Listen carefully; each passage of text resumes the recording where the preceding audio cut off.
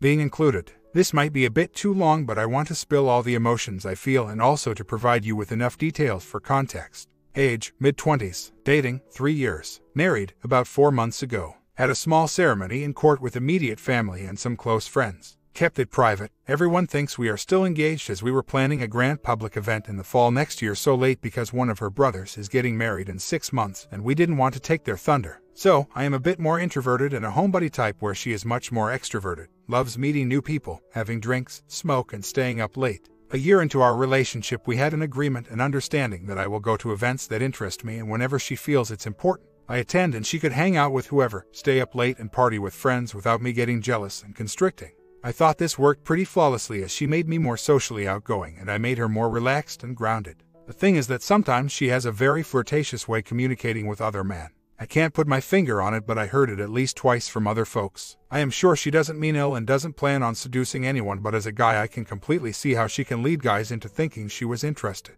She says she is not flirty and just genuinely nice and interested in people. I told her that my biggest fear is her being at some random party, having one drink too many, signaling some guy the wrong impression, and either getting raped or coerced verbally into something she shouldn't do. She shrugged it off and said nothing like that will ever happen.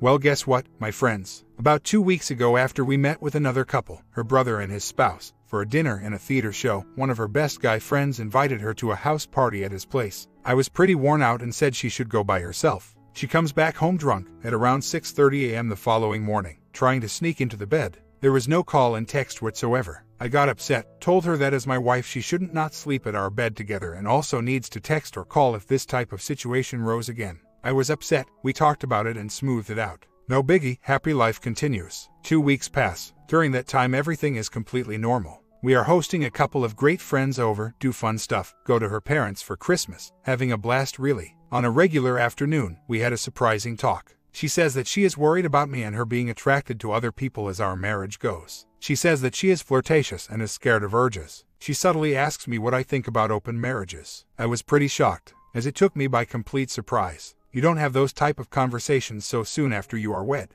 I don't take it well and tell her that of course I don't think it's a good idea and even an option to consider. Also, she tends to be more jealous of me than the other way around, so that type of arrangement might not even work for her. She apologized bringing it up and said she is in a weird mental state. I couldn't let it go. I just had a hunch that something like that doesn't appear for no reason. There must been some kind of trigger or person for those types of thoughts. Worst case scenario, I thought she had some kind of silly crush on someone or just having anxiety about the big public ceremony. My head was spinning and my gut feeling was too strong. I breached her privacy and used her laptop with her Facebook account logged in. Sure enough, there are 11 messages back and forth with this guy I never heard of starting 4 days after that night, 2 weeks ago. In those communications a few things were revealed. 1. It was her who sought him out 4 days after the party. 2. They bounced pretty lengthy and elaborate multi-paragraph messages just telling each other about their lives. Wife was excited for him and appears to be infatuated and clearly interesting in the guy beyond the bonding. 3. 5 days after the party, wife, I am definitely going through a mind trip right now, but I would still like to hang out again. And in no way should you feel worried or anything. I hope to see you again soon. 4. The last communication was literally 2 hours before our conversation. It was from her to him, let's get together when you're back, much love. I had a name and a vague sense that something inappropriate had happened. I talked with her about it. I asked if she is sure nothing happened and there wasn't any trigger or person. She said that no, apologized again about bringing the open relationship thing, which now I understand that she wanted to get an approval after the fact, clinging to the tiny chance I would think it's a good idea, thus clearing her conscience. Did something happen at that party 2 weeks ago? No, I kept pressing and pressing. Nada. I say, someone informed me something inappropriate happened at that party with a guy named Scumbag. Have you met a person named Scumbag at the party? Yes, she says, he was her best guy friend's new roommate. She met him for the first time there and they just had a long talk. I say, are you sure? Yes. I keep pressing and she adds that he tried to kiss her but she told him she was engaged and they just kept talking. What else? Nothing. What else? We also danced. What did you discuss about for hours? About the Marriage Institute, how it's a social construct and how people are just not meant to be monogamous. Do you think it's appropriate for a married wife to keep talking with a guy that tried to kiss her about those types of issues? No, she answers. I ask, will you cut all contact with this scumbag guy? She says no, he is just a friend and there is no harm. I don't know what to think. At this point I hope and assume that she is telling the truth. I feel kind of bad about the snooping around if that was just the case. Guy tries to kiss you, you tell him you are happily engaged, you laugh about the incidents and just have this jolly intellectually stimulating conversation about edgy subjects. Yeah, right. Bad enough but repairable. I am too angry to sleep in our bed and crash on the couch. After a few hours she comes by crying I want us to stay together. I tell her, enough of this trickle truth, just lay it all out and we can take things from there and start the long way to healing. She says they had slept together. Mind is blown. She said it was once, at that party, in his room, with a condom. Anything else? No. I say, did you communicate with him since that indecent? Yes, she says. Can I see that communication? She says it's a bad idea and will just hurt me more. I tell her that like I said before I want the whole truth and just deal with it once. She shows the Facebook communication with me. She says she is devastated, was completely torn the whole 2 weeks, which the communication doesn't align with whatsoever. She seems giddy. Wildcard information. 1. After it all exploded, she says she thinks she has some kind of mental issue regarding seeking external validation and affection from the opposite gender. Her folks went through a hard divorce. Her father cheated on her mother. I guess he didn't give her enough attention and she has this unfulfillable lack. She attended a single SAW, Bonding and Love Anonymous, meeting so far and will pursue that long term, she says. 2. Bonding, she was fine before. It was all good and dandy, yet for the last year, she was not able to enjoy it. She says that she is in a strange mental state and feels she gained a few pounds and feels unattractive. I always flatter her and am super into her physically. She also doesn't know how to masturbate, which I think is a solid tool to have, dealing with fantasy urges. I understand now that was a huge red sign and I should have been more proactive and schedule a physical therapy session and try to bring back satisfaction to her. She has issues regarding her lady parts, doesn't enjoy oral. Overall, with a lower libido than myself. 3. Apparently, she cheated on one of her ex-boyfriends as well. It was different, she says. He was really bad and into drugs and she cheated on him twice, I guess to get out. Who knows what happened in the next 4 days. 1. I instantly went to some friends out of town for a few days to clear my head and reevaluate life. 2. I wrote a strongly worded letter replying this guy over Facebook. She was sitting near me while this happened. 3. We told everyone about this incident. I called both her parents and we notified our close social circle. 4. She has seen a counselor and will schedule a weekly visit. 5. She has attended a single session of both AA and SAW and Love Addicts. 6. She wants to do whatever needs to be done, seeing shrinks, couple counselor therapy, anything. 7. I've been torn apart about what should be my next move. As the situation is extremely dire, I feel disgusted and betrayed and angry. Yet, she is willing to do anything to repair this. Reasons to work it out. I still love her very much. I know she is sorry. She is an incredible match for me and we both make each other better people. I fear I might not find someone like that again. She is ready to make extraordinary efforts to try to make it work. This is the only time she has done anything like that. This is according to her, which I take with a grain of salt. Reasons to bail out. I don't trust her that this is the whole truth. If I wouldn't probe and snoop, I wouldn't ever get to know anything or be suspicious. It could be that 4th guy this is happening with. Very likely she would meet that guy again if not exposed and sleep with him again. When confronted initially, she said she still wanted to keep in touch with the guy, after lying and saying that he just tried to kiss her and then they just talked. This guy appeared in this big party we mutually held with dozens of friends. She didn't tell him to leave. She didn't think it was completely morally bankrupt allowing the guy who had my wife to interact with her unsuspecting husband and his friends. Some of my friends actually got to talk with him and never suspected a thing.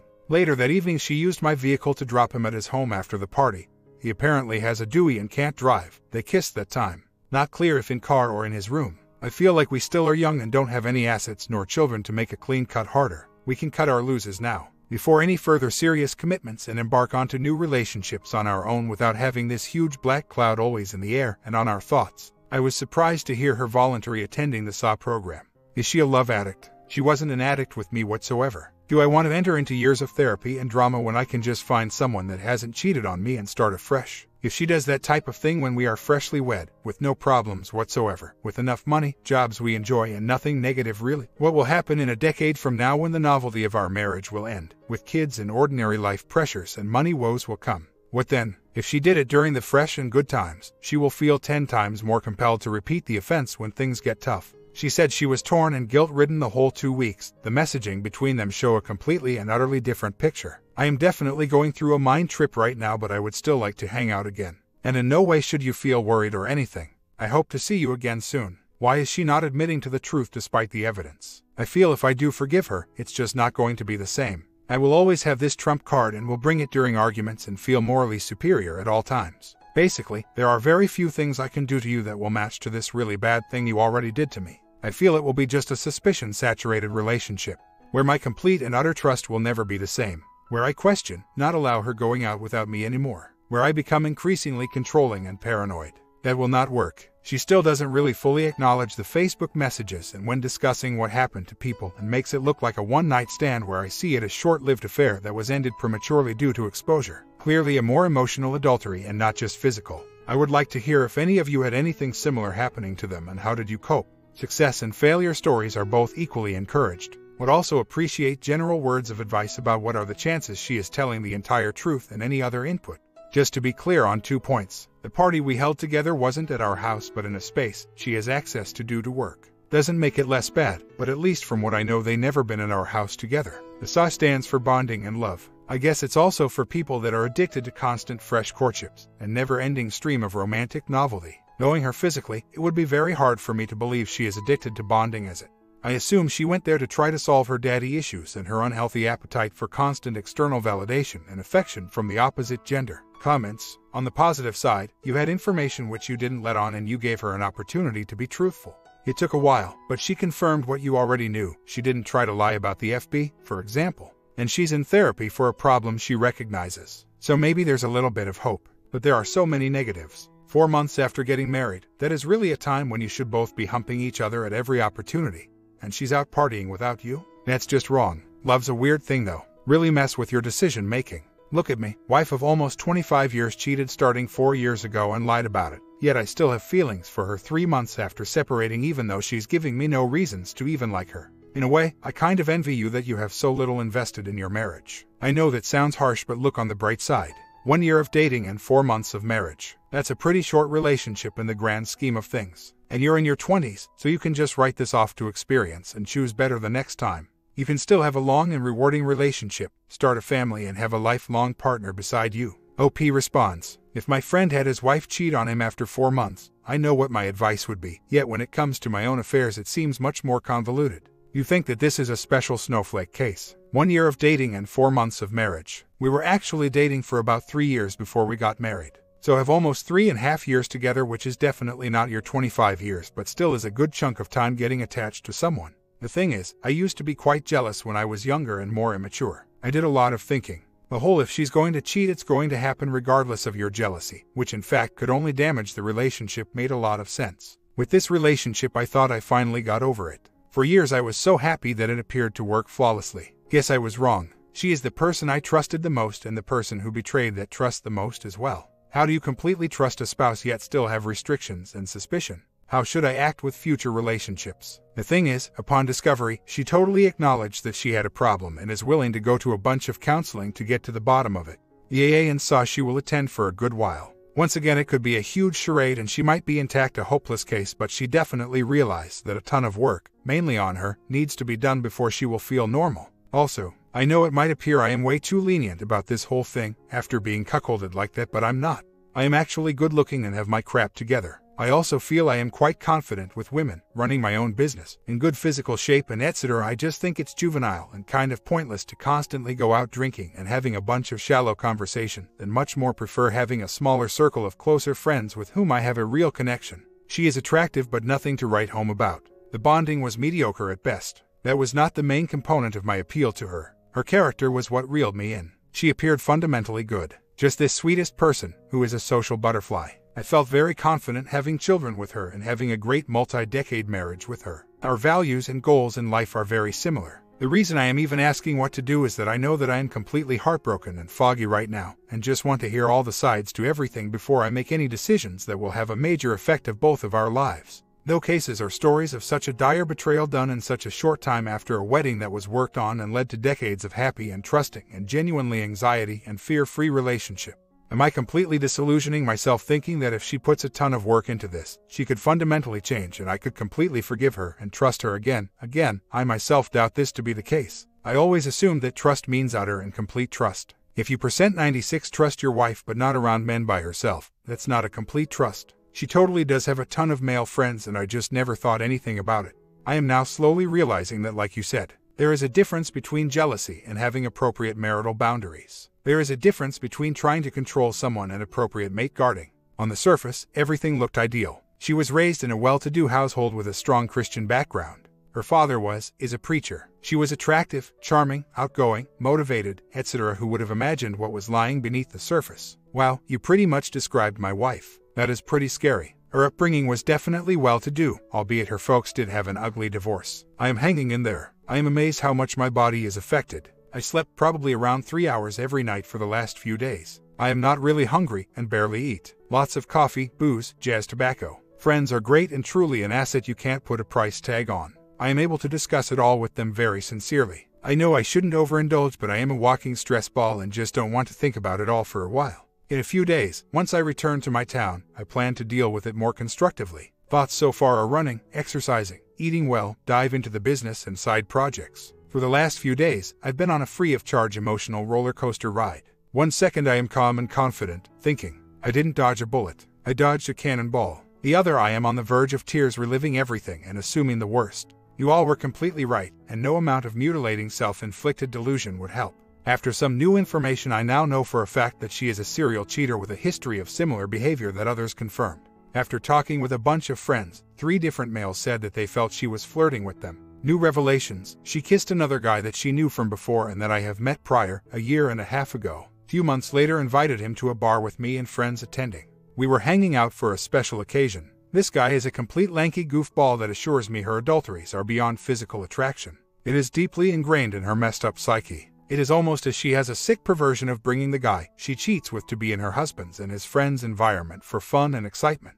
How could I be so blind? 3.5 years she flirts with guys in front of me while I whistle along cheerfully. I totally understand now that complete trust doesn't mean the lack of basic appropriate marital boundaries. I know it's probably a bad idea to self-diagnose online. Histrionic personality disorder sounds exactly like her. 3 things. I told her not to ever contact that best guy friend until he no longer lives with that sucker roommate. I think he found OM on Craigslist, and even after that evaluate why she felt safe to do so in his space and if he should be in her life. I also feel maybe there is also something strange going on between them. He is still roommates with OM and isn't thinking about kicking out, moving out from a stranger that slept with his best female friend knowing well that she is freshly wed, ruining her marriage and relationship. She agreed, cutting contact. I told her she needs to move out of the house by the time I come back in town in a few days. She has a brother and an aunt and she could rent an apartment. She agreed to do so. Polygraph for sure will satisfy my cravings for the complete truth. The problem is that those things are highly inaccurate and a false positive will be kind of pointless. I am done with her for sure. Should I give her the satisfaction of attending a few couple therapy sessions? The only gain could be me explaining exactly how she is and was to her counselor and hopes she could regurgitate it to my broken shell of a wife. She needs to learn how to signal any guys at all times within the minute that she is happily married, if she ever hopes to be in a long-term healthy relationship. It is going to take years and years of counseling, and I think the success rate is definitely not stellar. I am simply too young to deal with this crap show. No kids, no home, 4 months in, no fancy public ceremony. Also, should I even allow her same personal counselor to be the counselor in our couple therapy? Isn't the point being to have an impartial facilitator that don't have bias to either party? Isn't that it is almost by default that the side that pays the counselor will gain hidden but obvious bias for that paying side and regardless will try to prolong and milk the whole experience for sweet cash? I am not going to put a dime into neither seasons. Her mom is footing the bill. I am so glad I opened the whole experience to everyone I know, as I am not feeling ashamed as I should, and finally people that surround her will know the real wife in her manipulative and fang form. That stupid crazy evil bee gave away the prospects of living with a handsome fit man. Loyal, responsible with money, trusting without jealousy and control issues, intelligent and kind that always encouraged her to do whatever she was exciting about.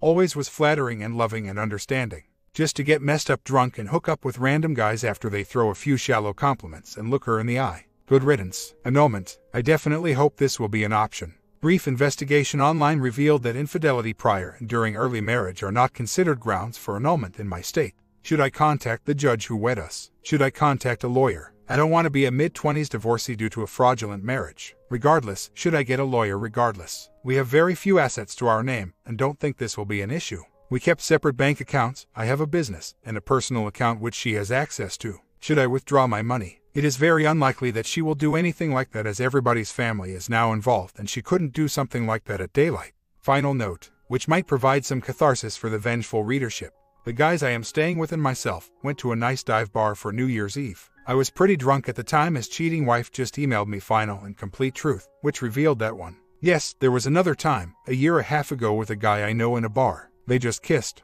And 2, that she has something she needs to say but feel comfortable only discussing it in front of the counselor. My mind is obviously spinning with questions and worst-case scenarios. What else is she not comfortable with revealing in an email after all this Armageddon? I fear the worst. Multiple episodes all over with people I know, friends. STD. Who knows? Also, no way I can trust her completely that this final confession is the last one. The previous one was after 2 therapy sessions and was also final. So back to the bar, had a few beers with the boys and then went to the second story where the dancing floor was. It was pretty packed, around 23 p.m. Musky and poorly lit. Probably like 100 jumping bodies with barely enough room to squeeze through a carrot. I am not a big dancer and feel pretty self-conscious about the whole affair, but you get enough liquor in me and I'll dance my ass off. So, I am standing near the DJ, drinking a cool pint of Guinness and people watch. It's pretty crazy, sweaty loose-clothed bodies hopping and grinding in unison. Very much like you could find during the height of the Roman Empire, indulgence period. When all primal needs were not to be denied and are actively encouraged and advertised in daylight publicly. So, this foxy black chick, almost tall as me, I'm 6, dancing 20 feet away from me. She is thin, dressed in colorful 80s-inspired tight-fitting green dress. There is a shorter, unattractive black friend that danced around her, probably her wingman or who knows what. I check her out for a minute. Suddenly her short buddy approaches me and says his friend wants to dance with me. I go there, introduce myself, and we dance some. Can't feel a solid connection, chemistry after a few minutes, so slowly drifted to mingle with the crowds. After a few minutes I find this cute late 20s tall brunette, skinny with a great face. We dance and she slowly signals to proceed and proceed. We are almost grinding after a few minutes and there is a humming lust. We exchange a few basic introductions while dancing. If by sheer chance you are reading this, you last year grad art school student from Colorado studying in a different state. Please know you are very cute. I dig your tattoos and under different circumstances I would totally hook up with you. We kiss for a number of minutes at midnight.